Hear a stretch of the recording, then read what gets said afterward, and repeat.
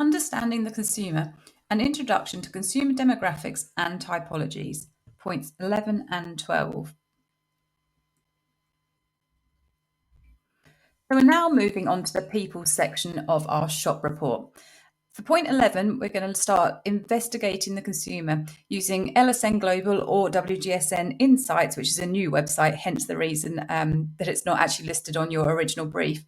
And you're going to use these two secondary sources to select a consumer tribe or consumer information that you feel is relevant to your brand. You're then going to move on to creating your own profiles. So at this point, this is quite a large section, point 12, where it takes a bit more time than just doing it in class. You're going to conduct your own primary research in the form of an online questionnaire to help you gain information and identify 2 consumer profiles for your store. So it's going to take a little bit of time to do that. You're going to start to compile the questionnaire today in this session, and then move on to collecting that data over the next few days. And in the next session, you'll actually create some creative profiles that will look a bit similar to mood boards with some annotation. And then once you've found those consumers, you're going to plot them on what is called a psychographic profile graph. So for the first part, you're doing secondary research for point 11, looking at LSN Global and WGSN Insights, which is new to us. Then you're going to conduct your own primary research in the form of questionnaires.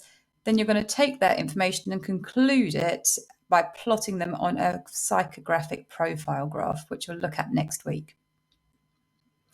So understanding your market and consumers. As aspiring buyers and merchandisers, it is essential you gain an in-depth understanding of your consumers in order to consume your product appeals and sells to your target market.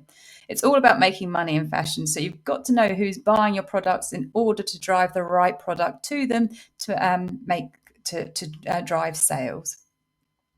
Target markets are groups of customers brands and retailers want to make their regular customers. By researching your customer and target market, you can ensure that your products, stores, online experience, and so on will appeal and target that customer's taste, styles, and buying preferences. So for part 11 and 12, you will be conducting primary and secondary research to investigate your consumer. Market segmentation. So I've heard about market segmentation before. So we're looking at it now in terms of identifying your target market and consumer. So we separate the consumer market into 4 smaller groups, market segments. Geographics, which relates to where people live. Demographics, which relates to things like age and gender. Psychographics, which is a more in-depth studies, which we quite often do through ethnographic research, focusing on consumer personalities and lifestyles. And then behaviour, consumer opinions on products and services. So for geographic, we can start to learn where our consumers and more importantly, who they are. So for example, you might say consumers within 10 miles of the M25. Demographic, you might say that they're A-level or university students relating to their age, gender, occupation and social economic group. Then with psychographic, you might say that customers who prefer to buy organic food gives an insight into their personality, lifestyles, attributes and class. And then behavioural, customers wanting value for money, impulse buy. So market segmentation, identifying your target market and consumer. Buyers and merchandisers need to analyse their consumers' lifestyles and outlooks in order to determine how they buy and what they buy to maximise product sales. If a buyer or merchandiser can understand their customers' needs, they can develop products that provide superior value for them and price and distribute them effectively, creating high sales, essentially, and making money. So what do we mean by the terms demographic and ethnographics? Demography is defined as the branch of knowledge that deals with human populations, especially the statistical analysis of births, deaths, migration, diseases, and so on, as illustrating the conditions of life communities. Now, that's like the official thing. So if you've ever filled in a census, it's all about getting data about people, and specifically for fashion marketing, it's about finding out about your customer, their age group, where they live, that's statistical information. More specifically, we can then, if we find this information, divide consumers into segments based on their age and generation cohorts, their gender, typology, whether they're fashion leaders or fashion followers, their culture, income, geography, locations, employment, occupation, religion, ethnicity, race or nationality, education, and family situation. They're all ways we can define individuals. Demographic studies. Demographic studies uses a range of resources to gather statistics.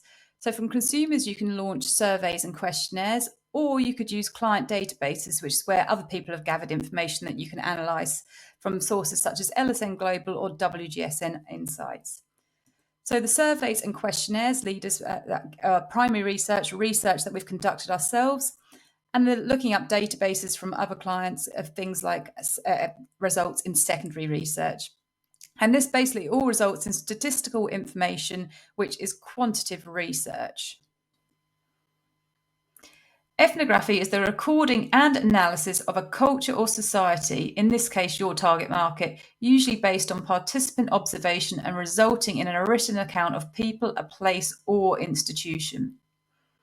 So ethnographic studies are where we delve deeper into understanding our consumers and their individual wants and needs. So this might be conducting a focus group with your consumers within your target market, for example. And this is primary research that you're conducting yourself. And because you're able to ask questions and sit down with people, you can gather their quotes and opinions, which results in qualitative research. Market research, identifying your consumers. You need to conduct your own primary and secondary research to identify your chosen brand or retailer's consumer, basically identifying your target market. So what we'd like you to do to begin with is use LSN Global or WGSN Insights to select some secondary consumer information and a consumer tribe that you think would be relevant for your brand or retailer to consider. So go to the website, look at some of the tribes and consumer information. It didn't originally say WGSN Insights in their original brief because this is actually something quite new, but they've got tons of interesting information on there. So you should definitely look there for some secondary information too. Note down some bullet points and analysis too. So all of this will be working towards point 12. So then we'll move on to point 12, where essentially we're going to be conducting our own primary research in the form of an online questionnaire to go on and identify create two consumer profiles for your store, which we'll create next week. So that'll be your primary research. And then eventually you'll go on and plot those consumers on a psychographic profile graph.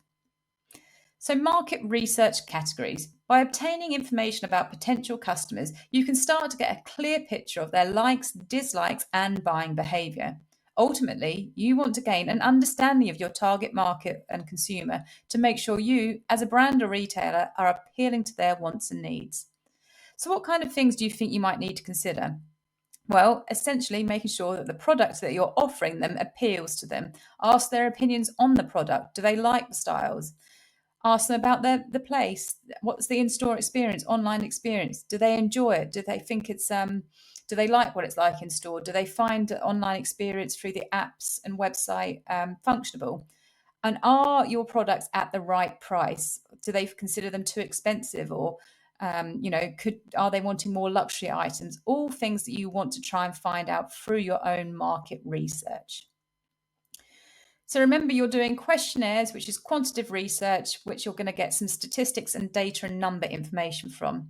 Now, for this project, you don't need to do a focus group, although you're more than welcome to. But focus group allows you to get that qualitative research where it's actual people's opinions and quotes. Questions. Get to know your customer, identify your consumer. Think about the type of information you want to find out about these consumers. What questions do you need to ask to get these answers? Use this session to create your questionnaire and get it live and published online. You need a minimum of 10 answers or customers to participate in your questionnaires. It's all about quality, not quantity here.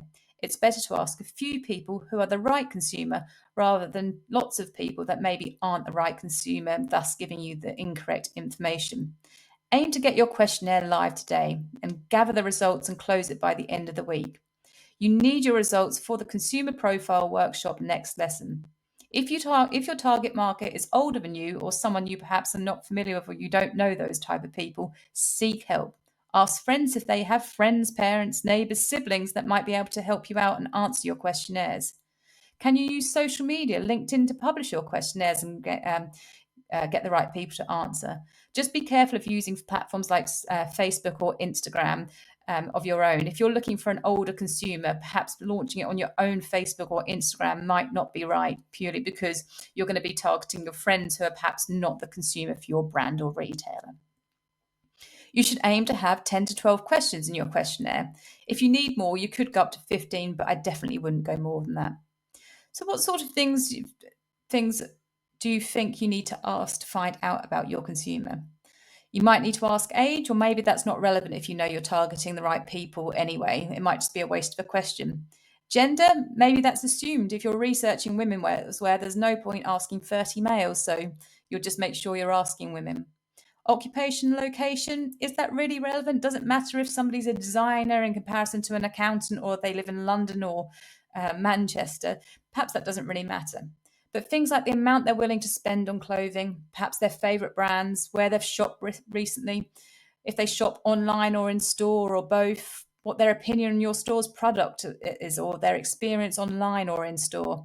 And what inspires their purchase decisions? Do they get inspired by social media, magazines, or just dropping into store? You need as much information as possible to be able to define 2 consumer profiles in the next lesson.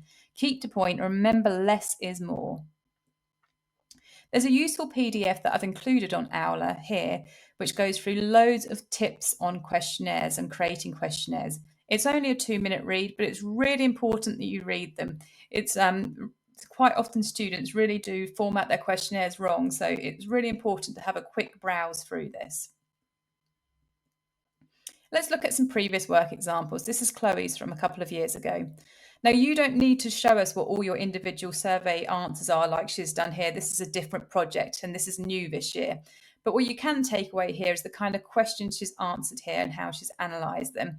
So have a look at her questions. They're all very good questions here. So read through the questionnaire framing PDF in more detail. Start plotting your questionnaire independently.